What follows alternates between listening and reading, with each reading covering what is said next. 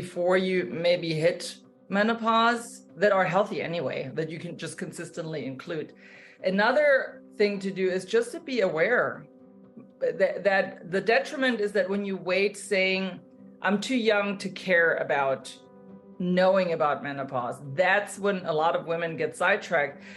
So you hopefully will go through it. If you live long enough, which hopefully you will. It's not something you can just skip. You will go through menopause. It's not optional. And being informed is incredibly important. And we have to have these conversations, and you have to find credible sources. Just like with a doctor, you want to have a team of friends and experts that are giving you credible information, which becomes harder in today's world with all the influencers that are considering themselves experts. Yeah.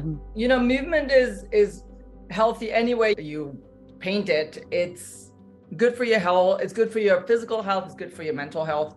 But especially during menopause, because some of the effects, more physical effects of menopause are loss of muscle. Aging causes loss of muscle and loss of bone density, which are two big factors in fractures and osteoporosis.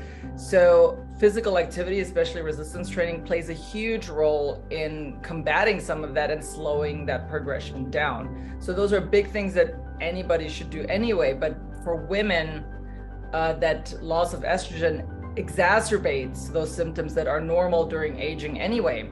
So that's a big factor. So even women that don't want to resistance train, I try to reframe the conversation saying there's a lot of ways to resistance train. It isn't like you don't have to go to CrossFit or go to the gym. So we have to have conversations about how do we include these things that are good for you or that are really should be included. It is at the core of everything that I do. We have to include resistance training. It really is that important. So during menopause, you feel a little out of control already. And even if you do all the right things, those equations don't line up anymore. Before you may have done, if I do X, Y, and Z, then my body responds in this way. That doesn't apply anymore. You could be doing the exact same thing and it doesn't work anymore.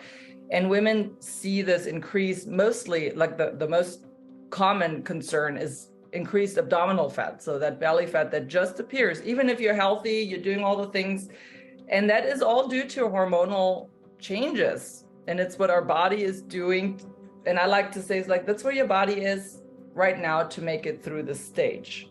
Like we need to trust that our body is doing what it needs to do. But that is hard, as you know, working in the body field. So how do you overcome or manage it, really? Because I really always advise women to not think that there is a cure for it.